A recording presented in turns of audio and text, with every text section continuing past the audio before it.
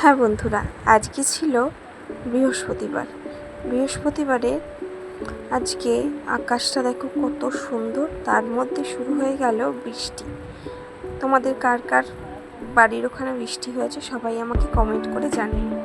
আর এটা হলো আমাদের বছরের শেষ এবং বছরের প্রথম বৃষ্টি, মানে ইংরাজি মাসের প্রথম আর বাংলা বছরের ইংরেজি বছরের প্রথম আর বাংলা বছরের শেষ।